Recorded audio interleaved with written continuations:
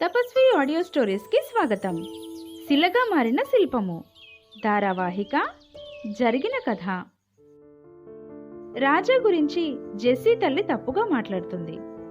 ఆ విషయాన్ని జెస్సీ అప్పటికి ఖండించినా తన మనసులో మాత్రం ఆ మాటలు పదే పదే వినిపిస్తూ ఉంటాయి. కిరణ్ చేసే పనుల గురించి ఎలా అయినా ఆధారాలతో పట్టించాలి అని సిమితో అంటాడు రాజా. మరోవైపు రాజా గురించి జెస్సీ దగ్గర తప్పుగా చెప్తాడు కిరణ్. ఇక వినండి 13వ భాగం. అందుకు ఆధారం రాజా అన్నయ్య నా భర్త ప్రాణ స్నేహితుడే కాదు, మా కుటుంబానికి ఎంతో ఆప్తుడు కూడా. అలాంటి వ్యక్తి గురించి మీరు చెప్పగానే నమ్మాల్సిన అవసరం నాకేముంది? తిరిగి ప్రశ్నించింది జెస్సీ. నాకు తెలుసు మేడం మీరిలా అంటారని. మీ క్రెడిట్ కార్డ్ మిస్యూజ్ ఎలా జరిగిందో సాక్ష్యాధారాలతో తీసుకొచ్చాను, ఇదిగో మీరే చూడండి అంటూ ఒక అమ్మాయిని నిలబెట్టాడు కిరణ్. నమస్తే మేడం, నేను బ్యాంక్ ఎంప్లాయీని. మీ కంపెనీ పేరిట ఉన్న కార్డుకి కాకుండా ఈ క్రెడిట్ కార్డుకి బిల్లింగ్ వన్ టైం ఆప్షన్లో చేయమన్నారు. అది కూడా కంపెనీ మేనేజ్మెంట్ పేరిటే ఉండడంతో ఒక అమ్మాయి ఆఫీస్ స్టాఫ్ అని చెప్తే క్లియర్ చేశాం. తగిన ప్రూఫ్లున్నందువల్ల కస్టమర్ ఫ్రెండ్లీ ఆపరేషన్ చేయాల్సి వచ్చింది, జెస్సీతో చెప్పింది ఆ అమ్మాయి. కిరణ్, అసలు నాకిదేం అర్థం అవ్వట్లేదు. ఈ ట్రాన్సాక్షన్ ఇంకా నాకు బోధపడలేదు. కానీ దీనికి మన కంపెనీ అకౌంట్లకి సంబంధం ఏంటి? ఒక క్రెడిట్ కార్డ్ ఇష్యూ వల్ల రాజాపై నేను ఎలా నమ్మకం వదులుకోవాలి? కుమార్ సార్ పోయినప్పటి నుండి ఆయనే రోజూ వచ్చి నాకు అకౌంట్స్ గురించి చెప్తున్నారు. ఇన్నాళ్ళు నేను వాటి జోలికి ఎప్పుడూ వెళ్ళనందువల్ల నాకు పెద్దగా అర్థం అవ్వట్లేదు. కానీ ఇప్పుడు నువ్వు చెప్తోంది, రోజూ రాజా చెప్పేది వేరువేరు విషయాలు. ఇంకా కిరణ్ని నమ్మలేక అయోమయంగా అడిగింది జెస్సీ. కిరణ్ని నమ్మకపోయినా అన్నయ్య అని పిలిచే తన సంబోధన రాజాకి మారడంతో దాన్ని గమనించిన కిరణ్, అవును మేడం, మీ దృష్టిని మళ్లించడానికి చేసిన పనే ఇది. అసలు ఈ క్రెడిట్ కార్డ్ గొడవే లేకపోతే మీరు నన్ను మాట్లాడనిచ్చే పరిస్థితి ఉందా? ఆయన ఈ పని చేసింది మాత్రం మీ దృష్టిని ఆ 2 లక్షల మీదకి మళ్లించి 20 లక్షలు గల్లంతు చేయడానికి. ఇలా ఇదొక్కటే మనం చూడగలిగాం, ఇంకెన్ని జరిగాయో అంటూ అనుమానపు బీజం వేశాడు కిరణ్. ఒక పక్క బలంగా రాజాని పూర్తిగా అన్ని విషయాల్లో నమ్మొద్దని జెస్సీ తల్లి ఇస్తున్న హెచ్చరింపు, మరోపక్క ఎప్పుడూ లేనిది రాజాపై మొదటిసారిగా తాను చూస్తున్న మచ్చ. కుమార్ పోయిన కొన్నేళ్లకు ఈ మార్పు రావడంతో జెస్సీకి అనుమానం రావడం మొదలైంది. వెంటనే తన దృష్టి బ్లెస్సీ పుట్టుక విషయానికి మళ్ళింది. అమ్మో, కొన్ని లక్షలు అటు ఇటు అయినా పర్లేదు, కానీ నా బ్లెస్సీ నాకు కాకుండా పోతే ఇక ఆలోచించి ప్రయోజనం లేదు. ఏది ఏమైనా సరే రాజాను వెంటనే కంపెనీ నుండి తొలగించాలి అనుకొని జెరిన్ని పిలిపించింది జెస్సీ. జెరిన్, నేను రాజాని కంపెనీ నుండి తొలగిద్దామనుకుంటున్నాను తమ్ముడితో చెప్పింది. అదేంటి జెస్సీ, ఎందుకలా? బావ రమ్మనగానే వచ్చి ఇప్పటి వరకు కంపెనీ బాగోగులు చూస్తున్న అతన్ని తొలగించాల్సినంత తప్పేం జరిగింది? తన అక్క నిర్ణయానికి విస్తుపోతూ అడిగాడు జెరిన్. తప్పు జరిగిందని కాదు, ఇక మీదట జరగకుండా ఉండడానికే స్థిరంగా బదులిచ్చింది జెస్సీ. నువ్వు నిర్ణయం తీసేసుకున్నావా లేక తీసుకోవడానికి అడుగుతున్నావా? ప్రశ్నించాడు జెరిన్. తీసేసుకున్నాను. నాకు చాలా ఇన్సెక్యూర్గా అనిపిస్తోంది. అతడు కంపెనీని ఒకనాడు పూర్తిగా తన అధీనంలోకి తీసుకుంటాడేమోనని. అది జరగకముందే తొలగించాలని మాత్రమే నిర్ణయం. కానీ అతడికి తెలియజేసే బాధ్యత మాత్రం నీపై ఉంచుతున్నాను అంది జెస్సీ. కంపెనీలో కేవలం 10% షేర్లున్న జెరిన్ ముఖ్య నిర్ణయాల్లో ఎప్పుడూ పాలు పంచుకోలేదు. ఇప్పుడు ఈ డర్టీ జాబ్ చేయడం ఇష్టం లేకపోయినా అక్కపై ఉన్న అక్కర కొద్దీ కాదనలేదు.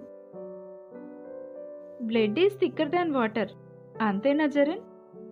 నేనిప్పుడు కానివాడిని అయ్యాను కదూ. కారణమైనా తెలుసుకోవచ్చా? అది చెప్పరా, నిర్లిప్తంగా అన్నాడు రాజా. లేదు సార్, అక్క తీసుకుంటున్న ఈ నిర్ణయంలో నాకెంత మాత్రం భాగం లేదు. నిజానికి నాకసలు ఇది ఇష్టం కూడా లేదు. వద్దని చెప్పే ప్రయత్నం చేశాను, నా పరిధేంటో నాకు చూపించింది. ఇప్పుడు ఇక ఆమెకు చెప్పే స్వతంత్రాన్ని కోల్పోయాను. నేను కేవలం మీకు మెసెంజర్ని మాత్రమే. I'm very sorry for this అంటున్న జెరిన్ మాటలోని నిజాయితీని ఇట్టే చదవగలిగాడు రాజా. గతంలో అతన్ని అపార్థం చేసుకున్నందుకు మనసులోనే విచారించాడు. కొద్దిగా నిరాశగా అనిపించినా రాజాకి మనసెందుకో తేలిగ్గానే అనిపించింది. కంపెనీలో వస్తున్న మార్పులు, షీబా వచ్చినప్పటి నుండి జెస్సీ ప్రవర్తనలో వస్తున్న మార్పులు చూశాక తన ఆత్మగౌరవాన్ని సైతం కాదనుకొని ఇంకా అక్కడే ఉండిపోవాల్సిన అవసరం లేదు అని రాజాకి కూడా అనిపించింది. నేను చెప్పదలుచుకుంది ఒక్కటే జెస్సీ, నేను రాకమునుపు కంపెనీ ఉంది, ఇంకా ఎన్నో ఏళ్ళు విజయవంతంగా సాగిపోతుంది. మరిన్ని లాభాలతో సుకుమార్ కంపెనీ ఎప్పుడూ అగ్రస్థానంలో ఉండాలి అన్నదే నా అభిలాష. కానీ ఆ కిరణ్ విషయంలో కాస్త అప్రమత్తంగా ఉంటే మంచిది. ఎందుకో ఇది చెప్పాలనిపించింది, చెప్తున్నాను. మిగిలిన వివరాలన్నీ మన మేనేజర్ చెప్తాను నీకు. ఇంకో మాట, నేను కంపెనీకి దూరమవుతున్నంత మాత్రాన నీకు అన్నని కాకపోను. కుమార్ కుటుంబం అంటే ఎప్పటికీ నాకు కావలసిన వాళ్లే. నాతో ఎప్పుడు పని ఉన్నా నువ్వు కాకితో కబురంపినా వస్తాను. జెరిన్ సలహాల్ని పాటిస్తూ ముఖ్య నిర్ణయాలు తీసుకోండి. జెరిన్కి మార్కెట్పై మంచి అవగాహన ఉంది. అతడే మీకు కుడిభుజం అవ్వాలన్నది నా అభిప్రాయం అంటూ నిర్లిప్తంగా బాధ్యతను అప్పగిస్తున్న రాజా దగ్గరికి పరుగున వచ్చింది బ్లెస్సీ. అంకుల్, మీరు వెళ్ళిపోవద్దు. ఇంటికొస్తూ ఉంటారుగా. I missed my dad. ఇప్పుడు మీరు రాకపోతే? కళ్ళెమ్మట నీళ్లు పెట్టుకుంటూ రాజాని చుట్టేసింది Blessy. I'm always there baby, God bless you my child అంటూ ఆశీర్వదించి బరువెక్కిన గుండెతో కుమార్ బంగళా నుండి, కంపెనీ లావాదేవీల నుండి పూర్తిగా నిష్క్రమించాడు రాజా. శ్రీరంగనాథ స్వామి ఆలయం శోభాయమానంగా అలంకరించి ఉంది. భక్తులతో కళకళలాడుతున్న ఆ చిన్న ఆలయం ఎప్పటికప్పుడు నమ్మిన భక్తులతో నిండిపోయి ఉంటుంది. ఆపద మొక్కులను తీరుస్తూ కొలువున్న స్వామి తమను రక్షిస్తూ ఉంటాడని నమ్మిన వారు ఆ రంగణ్ణి సేవిస్తూ ఉంటారు. నిత్య ఆరాధనతో ప్రశాంతంగా పవళిస్తూ భక్తుల బాధలు వింటున్నాడు రంగడు. ప్రతిరోజు ఆ రంగనాథుణ్ణి దర్శించందే రాజా మనసు కుదుటపడదు. ఉదయాన్నే రంగడి దర్శనానంతరమే తన రోజు మొదలు పెడతాడు. ఎప్పటిలాగానే దర్శనానికి వచ్చిన రాజా స్వామివారిని తదేకంగా చూస్తూ కొన్ని క్షణాల పాటు అలా నిలబడిపోయాడు. గుండెల్లోని భారాన్ని దింపుకున్నట్టు కాస్త తేలికపడ్డాడు. మౌనంగానే చెప్పుకున్న తన గోడు విన్న రంగనాథుడే తన ఇక్కట్లను తీరుస్తాడని నమ్ముతూ బయటికొచ్చాడు. ఒక్కరోజు ఆ రంగనాథుడి దర్శనం చేసుకోకపోయినా ఆ వెలితి అలాగే ఉంటుంది రాజాకి. దర్శనం చేసుకోగానే రోజూ వెళ్ళిపోయే రాజా ఆ రోజు మాత్రం అలా గుళ్ళో సెమీ వృక్షపు అరుగు మీద కూర్చొని తదేకంగా ఆలోచిస్తున్నాడు. ఏం రాజా, ఈరోజు ఇంకా ఇక్కడే ఉన్నావు? దర్శనం చేసుకోగానే వెళ్ళిపోలేదు? వెన్ను తడుతూ అడిగారు గోపాలాచారి గారు. అక్కడే గుళ్ళో నిత్యం భాగవత పారాయణం చేస్తూ రంగనాథ స్వామిని సేవించుకుంటూ ఉంటారాయన. నాకేమీ దిక్కు తోచడం లేదు గురువుగారు. ఏళ్ల తరబడి చేస్తున్న పని నుండి ఇప్పుడు నన్ను తొలగించారు. నాకు తెలిసిన పని అదొక్కటే. నా శక్తినంతా దారపోసి వారి కంపెనీ శ్రేయస్సు కోసం పాటుపడ్డాను. కానీ నేడు నడి రోడ్డు మీదకొచ్చి పడ్డాను. ఆ రంగనాథుడే నన్ను కాపాడుతాడనుకోండి. కానీ 50లో పడ్డ నాకు ఇప్పుడు దారి తన్ను తెలియడం లేదు. ఈ వయసులో నాకు మళ్ళీ ఉద్యోగం రావడం కష్టం. ఏం చెయ్యాలో తెలియని అయోమయ స్థితిలో ఉన్నానిప్పుడు. ఎదిగిన ఆడపిల్లలున్నారు. రేపు పెళ్ళిళ్ళు చేయాల్సిన సమయంలో ఇంతటి గడ్డు పరిస్థితి వచ్చింది. నాకసలు ఏదీ పాలుపోవడం లేదు. నమ్ముకున్న వృత్తి ఇక మీదట నాకు లేదు. ఇప్పుడు నా భుక్తికి నేనేం చెయ్యాలో కూడా తెలియడం లేదు అంటూ గుండెలోని దుఃఖాన్ని చెప్పుకున్నాడు రాజా. ఇన్నాళ్ళు నువ్వు చేసిందే నీకు తెలిసిన వృత్తి రాజా. ఇంతకాలం మరొకరి కోసం చేసిన కష్టం ఇప్పుడు నువ్వు నీ సొంత లాభం కోసం చేసుకో. ముందు చిన్నగా మొదలుపెట్టు, నెమ్మదిగా ఎదుగు. నీకు తెలిసిందే కనుక అందులో విఫలమవుతావేమోనన్న భయం కానీ చేయలేవేమోనన్న సందేహం కానీ ఉండవు. నీ మనోధైర్యమే నీకు శ్రీరామ రక్ష అవుతుంది.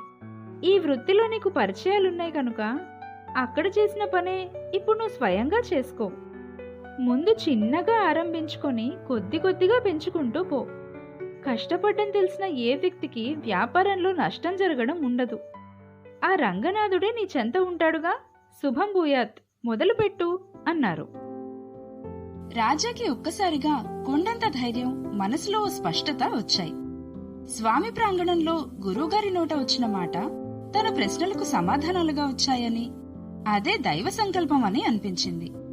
ఆ రంగనాథ స్వామికి మరోసారి మనసారా నమస్కరించుకొని తేలికపడ్డ మనసుతో ఇంటి దారి పట్టాడు. భ్రమరా, నాకో దారి కనిపించింది. అన్ని దారులు మూసుకుపోయాయనుకున్న మనకి ఓ దారి చూపాడా దేవుడు. నేను అవే ఫుడ్ ప్రొడక్ట్స్ లో బిజినెస్ స్టార్ట్ చేస్తాను. కస్టమర్లందరూ నాకు పరిచయస్తులే కనుక కొత్తగా నిలదొక్కుకోవడానికి ఎక్కువ సమయం అవసరం ఉండదు. ఇదే మనకి సరైన దారి ఆనందంగా చెప్పాడు భార్యకి. మరి పెట్టుబడి అడిగింది భ్రమర. ఏదో చూడాలి, ముందు నా దగ్గరున్న దాంతో చిన్నగా మొదలుపెట్టి కొంత అప్పు ఎక్కడైనా పుడుతుందేమో చూస్తాను అన్నాడు. లక్షలు ఆర్జించినప్పుడు నగలని చీరలని కొని ఎంతో డబ్బుని హారతి కర్పూరంలా ఖర్చు చేసిన భ్రమరకి నేడు తన వైపు నుండి ఏదైనా సహకారం అందించవచ్చేమో, తన పేరిట పిల్లల పేరిట అంటూ పక్కనుంచిన సొమ్ము వాడుకోమని భర్తకి చెప్పొచ్చేమో అన్న ఆలోచన కూడా రాలేదు. భ్రమర వైఖరి తెలిసిన కారణంగా రాజా కూడా అలాంటి ఆశలు పెట్టుకోలేదు. వెంటనే రంగంలోకి దిగాడు. ముందుగా తన దగ్గరున్న దాంతో వ్యాపారానికి శ్రీకారం చుట్టాడు. ఎన్ని అవాంతరాలు, మరెన్ని ఆటంకాలు వస్తున్నా అవలీలగా వాటిని అధిరోహించి సాగిపోగల సామర్థ్యం రాజాకుంది. కార్యబద్ధత, నీతి నిజాయితీగా సాగిపోవడం రాజా సహజ గుణం కావడం వల్ల అమ్మకాల్లో ఎలాంటి ఇబ్బందులు రాలేదు. కానీ కొనుగోళ్లు అమ్మకాలకు మధ్య గల క్యాష్ రొటేషన్ కి మాత్రం అవస్థపడుతున్నాడు. ఇంతకీ రాజా తను అనుకుంది సాధిస్తాడా? రాజా బయటికొచ్చేయడంతో ఇప్పుడు సుకుమార్ కంపెనీ ఏం కానుంది? ఇంతకీ కిరణ్ ఏం చేయబోతున్నాడు? కిరణ్ నిజస్వరూపం జెస్సీ తెలుసుకోనుందా? ఈ ప్రశ్నలన్నిటికీ సమాధానాలు తెలుసుకోవాలంటే వింటూనే ఉండండి శిలగా మారిన శిల్పము ధారావాహిక మీ తపస్వి ఆడియో స్టోరీస్ లో.